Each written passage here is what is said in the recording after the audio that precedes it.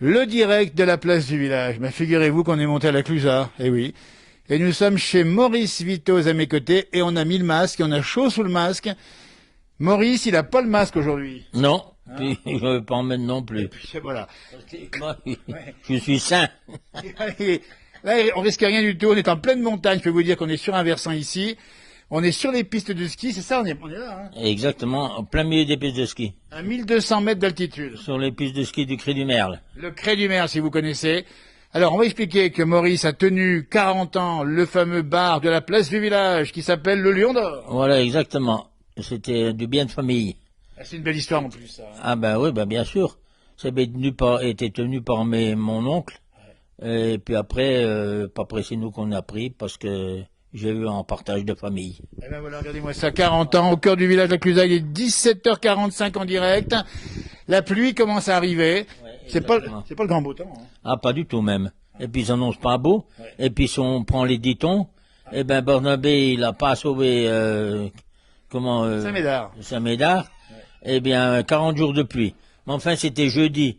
Alors jeudi, il a fait moitié beau, moitié la journée, le matin c'est à peu près beau, l'après-midi mauvais. Alors on va peut-être partager en deux. On va mettre 20 jours. Oh, si on croit au dit-on, ça veut dire qu'il y aura un jour sur deux de beau temps, c'est ça? Ben non, et on aura 20 jours de mauvais. Ah, c'est carrément. 20 jours de mauvais, ça va faire jusqu'à la fin du mois, quoi. Alors, on nous a dit, Maurice, il y a quelques jours, que la nouvelle lune, ça serait dimanche prochain. La nouvelle lune? Oui, c'est pas ça, non? Ah bon? Non, je sais pas. Et il paraît que les lunes, ça joue. Bon, moi je regarde pas trop les lunes, on n'y croit plus trop les Comme lunes. ça, au moins. On est à la Clusaz, il pleut aujourd'hui, mais il fera beau dans l'été, on en est sûr, mais on sait pas quand exactement. Mais on peut encore avoir de la sécheresse, hein? Oui, c'est pas interdit. C'est pas dit que parce qu'il pleut aujourd'hui, qu'au mois d'août-septembre, on peut encore tirer la langue, hein? Hey. On peut avoir soif encore. Eh ben, si on a soif. Il y a rien d'impossible encore, hein, parce que l'été n'est pas passé, hein. Absolument. On a bien vu. Là, cet hiver, il avait plu là de mois de février, janvier, non, mois de janvier. Oui. Il avait plu beaucoup. Et puis au mois d'avril, eh ben, on réclamait la flotte. 40 jours sans pluie à la Clusaz. On n'a jamais vu ça, quasiment, Maurice. Jamais vu ça. Ah ben non, moi j'ai jamais vu un mois d'avril comme ça. Hein. Eh oui. Et puis la chaleur qui faisait. Ah bon Dieu, oui, non, là j'ai jamais vu. C'est sûr. Ça veut dire, Maurice, que le temps est devenu un peu fou. Ouais, un peu fou. Ce qu'il y a, c'est que c'est ou tout d'un côté ou tout de l'autre C'est maintenant. excessif. Alors, il fait grand beau temps pendant un mois, 2 mois de temps, et puis après, il fait mauvais pendant 2 mois de temps. Et non pas faire 8 jours de mauvais, ou à peu près 15 jours de beau, ou, comme on avait dans le temps, coupé. Mais non, maintenant, c'est ou tout d'un côté ou tout de l'autre. Et ben, c'est ça, Maurice, il a 81, 82, Maurice. 82, ouais. 82, il connaît dans l'histoire de la Clusaz ici. Il a peut-être vu, Maurice, des années avec des neiges comme ça. Ouh là là, en 81, tiens, prends les photos qui sont là dans mon tiroir. Je vais te faire voir en 81 l'année. 81, c'était une année record de neige. Ouais. Et il y a eu des avalanches dans le coin ou pas? En 81, on pouvait plus passer au villard. Tu sais, il y avait l'avalanche qui risquait de descendre au villard. On passait par Manigot pour descendre. Ça avait bloqué la route. Ouais, ça, On risquait l'avalanche. il nous laissait pas passer. Et C'est dangereuse. Ça veut dire que Maurice, il y a déjà eu beaucoup de neige hein, autrefois. Ah bah oui. Mais effectivement, et je me rappelle même que la neige était restée jusqu'au mois d'avril, me semble-t-il. Ah ben plus tard que ça. Plus tard que ça encore. Ah oui. Ah oui. Là, en 70, les parties là, c'était du mois de juillet. Regardez-moi ça, nous sommes à 1200 mètres. Mais enfin, en 70, c'était une exception. Hein. C'était une exception. Donc des coups de neige, effectivement, des coups d'orage aussi, Maurice. Oh ben pareil, hein. Ouais. Pareil, quand on était en alpage, on avait des orages, puisque en 47, ça a brûlé la maison à Borgard, à 4 heures de l'après-midi. Chez René Masson, là au-dessus, l'éclair est tombé à 4 heures de l'après-midi, brûlé le chalet. Regardez-moi ça, les bons souvenirs ou les mauvais souvenirs. On a votre épouse qui nous rejoint à montrer les photos. Tiens, dites donc, oh là, là, le paquet de neige qu'on a ici, on va la montrer. J'avais une estafette à l'époque. Une estafette pour faire quoi? Ben pour charrier mes moutons, j'avais des moutons. Et regardez sur l'estafette. Eh ben, il y avait de la neige, il y avait un paquet de neige sur l'estafette. En direct, si vous nous rejoignez, on le dit bien ici, nous sommes à la Clusaz. Et voilà, c'était en février 81, en direct avec Maurice Vitoz. Montrez l'autre photo ici. Oh là là, l'estafette, bah dites donc, l'estafette, c'est pas sa fête, hein.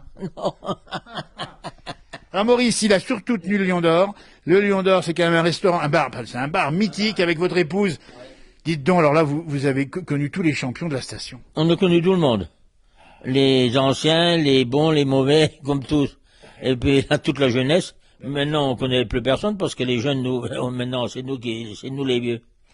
Et Le champion du monde Guy Perilla, on fait un petit coucou d'ailleurs à côté de Chamonix, Argentière. Vous le connaissez bien. après, le gros truc, c'est que je faisais beaucoup du bénévolat avec quand il y avait Gros Piron. Gros Piron qu'on salue au passage. Oh là là, alors là, ça a été, c'était à l'époque avec Pierre Augois parce que il y avait pas beaucoup de neige cet hiver-là. Et puis il y avait Pierre Augois qui avait été chercher un espèce d'appareil pour faire de la neige. Et on travaillait la moitié de la nuit avec Pierre Augois pour faire de la neige. Mon Dieu, jamais arrivé. Hein. On salue la mémoire de Pierre Augois qu'on a bien connu et que, franchement, et il y avait une sacrée équipe quand même. Ah ben là, il y avait une bonne équipe. Ah, oui. Et puis j'imagine les soirées où il y avait les victoires dans le bar, ça ne désemplissait pas. Oh là là. Eh ben dis donc, quand il y a eu la Coupe du Monde de ski de fond, Bien sûr. la Vincent Bitos avec les autres, ils avaient fait par équipe. Ben nom de Dieu, ça, hein? En relais, ils avaient gagné. Oui, oui. On imagine, c'est ça la Clusa. là. La Clusa, c'est ça bouge la Clusa, il se passe plein de choses. Ah ben bon Dieu, comme là, oui. Ah ben du champagne, on en a vendu là. Hein. Bah oui. Ouf, ouais. Et peut-être que les gens sortaient un peu, mais tant pis, on avait gagné. Exactement, oui. Ah non mais là c'était. Le cœur du village, le Lion d'Or, on le dit bien. À côté de l'église, il y a de l'ambiance. Et puis il y avait votre épouse aussi avec vous. Et dites de rapprochez-vous un tout petit peu de nous, parce qu'il faut quand même dire, madame, votre épouse a toujours travaillé avec vous. Hein. Ben tout le temps, oui. Puis c'est heureusement qu'elle était là. Et puis quels horaires? Parce que moi, je venais travailler encore quand je faisais la maison là. Et puis que j'allais au bois, parce que j'allais surtout faire du bois. C'était pour me défouler un peu, parce que au bar, je venais un peu fou à la fin. Le bois, la forêt, Oui. Maurice Vitoz, il la connaît ici à la Clusa et ailleurs comme le fond de sa poche. Ah ben ça pour ça, oui, j'y connais exactement. Je connais bientôt toutes les parcelles, pratiquement, oui, à peu près tous les propriétaires, pas toutes, mais presque. Et vous les avez arpentés, ces forêts, avec les pieds, régulièrement. Ah ben oui, parce que quand avant que j'allais à l'armée, dans les années 55, 56, 57, eh bien on partait du bas. Moi j'habitais du côté de la chapelle de Gotti. Et on allait couper à l'automne par là-bas en face au Bourgard. Ouais. On partait à 6 heures du matin pour arriver au petit jour pour couper du bois. On partait à pied, hein, avec la musette, là, chez Et on mettait quoi dans la musette? Partout. À manger? Ben, le casse-croûte de la journée. Et à boire un petit coup? Un petit coup, oui, bien sûr. Et puis aussi, il fallait prendre des allumettes et puis pour faire du feu. Ce qu'il fallait, parce que on couchait pour abattre les arbres, il fallait les coucher au coin. Et comme les coins ils étaient froids, et puis que le bois était un peu gelé, ils rentraient pas. Il fallait qu'on chauffe les coins. Chauffer les coins pour pouvoir. Écoutez, ça c'est. Pour pouvoir qu'ils rentrent pour pouvoir les faire rentrer pour abattre les arbres. Et puis on dit toujours dans nos émissions souvent qui va au bois va à la guerre. On chauffait les coins. Alors il fallait faire une flambée. Enfin, on faisait un feu. Maurice, quand on dit dans nos émissions qui va au bois va à la guerre, c'est un peu ça. Bon, non, quand on fait travailler, c'est pas. Voilà, quand on fait du bon boulot, parce que souvent, il y a quand même malheureusement des gens victimes. Voilà, c'est ça. Moi, je savais bien travailler. Pour ça, de ce côté-là, c'était. Là, ils s'y connaissaient d'ailleurs dans la région où vous fait appel à vous encore, Maurice, aujourd'hui, ici à la Clusa et ailleurs. Quand il y a des parcelles, c'est vous qui les connaissez mieux que les autres. Ben oui, quand il y en a, puis il y a beaucoup de gens qui sont partis, des filles, par exemple, qui sont parties du côté d'Anse à l'extérieur, puis elles ont une parcelle de bois. Elles connaissent pas. L'autre jour, il y a une petite cousine à Christiane qui avait une parcelle de bois du côté de Bourgard, là. Et puis, elle me dit, Maurice, il faudrait aller voir, peut-être que je voudrais en vendre un peu. Eh bien, j'ai fait venir un marchand de bois, puis on lui a acheté, puis un autre gars aussi, Giguet, là.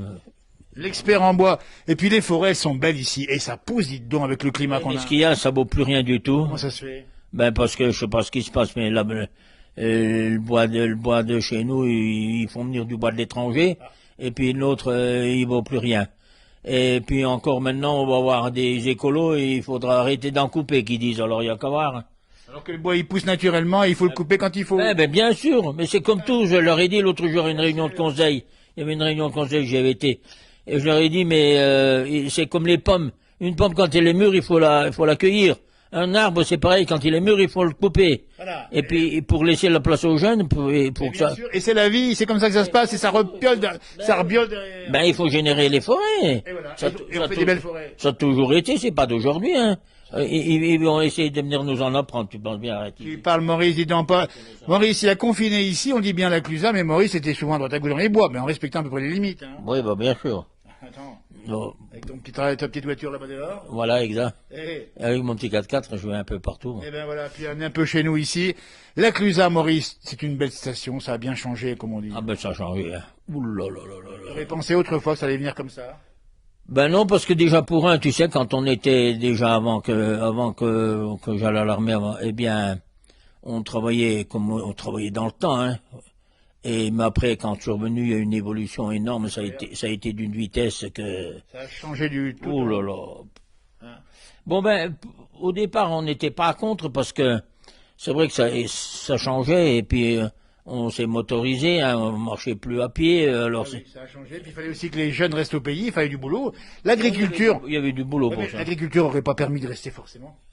Non, non, et c'est vrai c'est vrai, non, moi je dis des conneries parce que c'est parti 4-5 grosses familles après la guerre qu'ils n'avaient pas pour vivre par là, oui, c'est vrai. Ouais. Tout de suite après la guerre en 46-47, c'est parti 5 familles et une dizaine par famille, c'est 50 personnes en 2-3. Eh oui. Maurice Vitos, il vous dit pas, il a les bois, il a effectivement le bar, il a les champions, mais il a aussi une passion pour l'histoire, dis donc.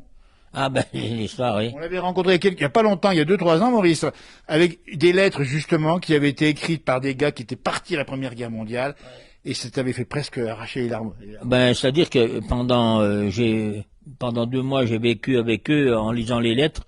Je vivais presque avec eux ce qui s'était passé. C'était très émouvant, hein. D'ailleurs, même encore aujourd'hui, il faut pas que je ressorte les lettres parce que... Ah oui, oui, oui. 14, c'est des gens qui sont partis à la guerre, qui écrivaient aux parents, puis qui demandaient des nouvelles. Oui. Comment vont les veaux, comment vont les vaches, comment vont les foins. Exact, ils s'inquiétaient de ce qui se passait chez eux. Surtout, ils s'inquiétaient, et puis ils disaient pas parce qu'ils voulaient pas inquiéter les parents. Absolument. Ils voulaient pas inquiéter les parents de ce qu'il y avait, mais quand ils s'écrivaient entre eux, ils se disaient un peu mieux ce qui se passait. Mais c'est que ce qui passait après, c'est que celui qui recevait la lettre de son frère, il l'envoyait quand même à ses parents, parce que moi je l'ai lu. Ah bah oui. Alors c'est bien qu'il les envoyait aux parents. Bien sûr. Mais entre eux, ils disaient un petit peu mieux, mais aux parents, ils disaient pas grand-chose, parce que déjà pour pas les mettre en souci, quoi. Et puis ils avaient pas le droit non plus. Aussi. On va rendre hommage justement à ces gens qui se sont battus pour notre liberté, qui sont parfois parvenus justement, et la vie est ainsi faite, mais on leur doit un bel hommage. Eh bien ça, les lettres qu'on a retrouvées, quatre frères, partis le 3 août 1914, les quatre frères, les 4 filles, là, et s'en est revenu un qui s'est fait couper une jambe. Un qui est resté à la guerre, qui est mort, et puis les 2 autres qui sont revenus, 2 frères. Famille Ruffy, hein, justement. Famille Ruffy, oui. Qu'est-ce qui se passe, Maurice, aujourd'hui, à 82 ans? Tu fais quoi de ta journée? Rien. Oh, bah, rien quand même. Ah non, je fais rien, je peux rien faire. Un petit tour. Mais, ouais, ben, je vais me promener un peu. Tiens, montre-moi le chat. Marianne, à la caméra, va nous montrer le chat. Ici. Alors lui, là, franchement, n'appelez pas la SPA, parce que lui, il est pas malheureux du tout. Ah ben, pas du tout, lui. Comment il s'appelle, celui-là? Mimi. Et il savait appeler, mais il bouge même pas. C'est pas le nôtre. C'est pas le nôtre. Maintenant, il est bien à nous, maintenant. Il est un petit peu adopté, quoi, j'imagine. Mais il est arrivé là, il y a 2-3 ans derrière, puis il est resté avec nous. Et puis, il a l'air, là, il bouge pas. Vous pouvez l'appeler, il bouge pas. Même une caméra qui le filme, il déroge. Et puis l'hiver, ben, c'est ceux du restaurant qui s'en occupent et qui le donnent à manger. C'est bien, parce que l'hiver, pour ailleurs, comme il s'appelle. Voilà, exact. L'altitude, s'il vous plaît. Oui, c'est un chalet que j'ai rénové. Que tu as rénové et que tu as dû passer du temps à rénover. Oh là là, j'ai passé des journées, même des années. Un gros travailleur, Maurice. Hein. Ben bon Dieu, oui, j'en ai fait du boulot. Tu m'étonnes. Alors on dit bien, on est sur les pistes ici. Elle monte là-haut jusqu'au sommet qui s'appelle comment le sommet? Le crêt du Merle. L'aiguille. L'aiguille, carrément au sommet. Tout au sommet l'aiguille. Tu connais toutes les crêtes des Aravis? Ah bah oui, quand même. Un petit plan, Marianne, tiens, du paysage qu'on voit juste à la fenêtre de chez vous ici. On va voir la Clusaz. On va regarder la Clusaz comme c'est beau d'ici. Allez sur le balcon. Non, on va juste rester par là. Regardez-moi ça, il pleut maintenant. Vous avez une vue imprenable ici. Ah ben là, j'ai une belle vue, là. Tu regardes tout ce qui se passe le matin? Eh ben, sur le balcon, quand il fait beau, qu'il n'y a pas trop la bise, parce qu'on a encore on a pas mal la bise. On va essayer la porte parce que j'ai peur que le réseau parte difficilement. Voilà, comme ça, on est vu sur le balcon ici, parce qu'il y a une liaison qui me rejoint ici avec la caméra. Voilà, bah écoutez, on est vraiment heureux d'avoir revu Maurice Vitos en pleine forme, avec tous ses souvenirs. On a mis le masque, on transpire sous le masque, mais on a survécu au corona. Comment s'est passé le confinement finalement? Ça s'est passé bien tranquillement. Oh ben nous ça il n'y a pas eu grand chose parce que de toute façon on a touché notre retraite. Ça c'est important parce que il faut le dire aussi, on avait peur à un moment donné de rien. On a touché notre retraite Et puis, comme on faisait plus rien, ben, il y avait rien à faire. De toute façon, on pouvait rien faire. Ouais. Et puis, ça nous empêchait pas de sortir, d'aller se promener un peu. Puis ici, par là, à travers, tout va bien. Et Maurice, on a incroyable ce coronavirus qui vient de Chine, qui arrive jusqu'à la Clusaz. Qui aurait pensé ça? Oh ben bon Dieu, Comment tu dis, oui, c'est ça. une affaire pareille. Ah, dis donc. Qui bloque l'économie. On a vu Macron encore hier soir. Ben bon Dieu, ouais. Et là, C'est incroyable ça. Alors on va s'en remettre parce que l'essentiel est là, on est en bonne santé, c'est essentiel, mais c'est quand même un truc de fou. un truc de fou. C'est vraiment un truc de fou. 82 ans, jamais vu ça. Ben non, ben non.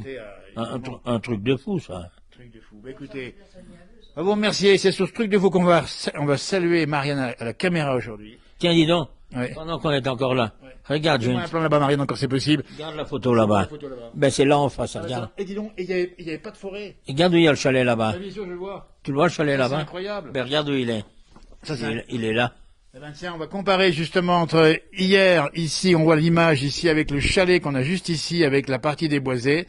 Et puis on a effectivement juste en face, et ben on voit d'ici, c'est maintenant boisé. Il est là-bas dans les arbres. La forêt a gagné du terrain. Oh ben c'est affreux. Et là on a notre page ici en 48 et 49. D'ailleurs la photo elle est de 48. Et 48. Est-ce qu'on foinait à l'époque ici? Ben bien sûr. Hein. Nom d'un chien, on foinait ici. Voilà. Alors foiner en patois savoyard, ça veut dire faire le foin. Ben oui. Mais là-bas regardez les sapins là-bas. C'est tout gagné. Mais alors pour un gars qui aime la forêt qui gagne du terrain, c'est une bonne chose ou pas? Ben c'est pas trop hein parce que ça va un peu. Puis ce qu'il y a c'est que les gens n'y entretiennent pas. C'est ça le malheur. Comme Ferme les forêts. long des ruisseaux, long des maisons, long des ruisseaux, il y en a trop de bois. Il faut entretenir la forêt, il faut la couper quand il faut. La forêt, il faudrait qu'elle soit dans la forêt, comme ça a toujours été. Eh ben voilà. Mais plus dans les pattes. Pas dans les prés. La forêt dans les prés, ça c'est pas. Exactement. Ça, c'est pas. Et d'abord, ça, bon bois. C'est pas du même, pas les mêmes terres. Et- Ah, le yé, on va terminer l'interview sur le choc qui vient de sortir, parce que franchement, il a fait le tour, il s'est réveillé, mais il a fait le tour pour se recoucher. Voilà, exactement. Non mais Un franchement, peu, dis donc, regarde Oui, la, c'est plaisir. regarde la maison où elle est on là. la voit bien, on la voit bien. Tu vois un Ben, peu? dis donc, ça fait plaisir de voir tout ça changer, évidemment. Merci Christiane, votre épouse, merci à vous Maurice. Le direct prend fin, on va laisser Johan en direct dans quelques minutes sur la page La Place du Village, c'était un bonheur de vous rencontrer. On viendra vous voir à l'occasion, il y a tellement de choses à dire, c'était depuis la Clusaz à la caméra, c'était Marianne, et le temps change, ça va faire quoi? Ben on a dit, ça va pas faire bon pendant 40 jours, hein. Mais non, on va mettre 20 jours, puisque... Nous voilà bien. Voilà bien. Masque, ben, tiens, mais, avec les spectateurs autres, Pierre. Ah, papa, masque. Ah, comme ça. Et on va trinquer. Et voilà. Et puis les bistrots fermés, dites donc, tu te rends compte, Maurice? Imagine ton bistrot qui soit fermé pendant 2 mois, ça aurait fait quoi? Mais non de Dieu. C'est inimaginable, hein. Enfin, encore nous, on fermait le mois de mai quand on était au bar. Oui, quand même, le mois de mai, c'est hors saison. Bon, c'est hors saison. Ouais. Mais enfin, la fin mars, là... Voilà. C'était intersaison. Oui. Là, c'est obligatoire. Arrivez pas, merci, au revoir à tes copains, Maurice. Au revoir tout le La Clusaz et ailleurs, il est là, en pleine forme, il vous attend, toujours au pras l'hiver, l'été, pardon, et l'hiver en bas. En pleine forme, il faut le dire vite, hein, parce En que... pleine forme, nous on atteste, hein, on est presque médecin, il est en pleine forme. Oui, sûrement. Arrivez pas, merci, à bientôt. Ah, il fait chaud sous le masque.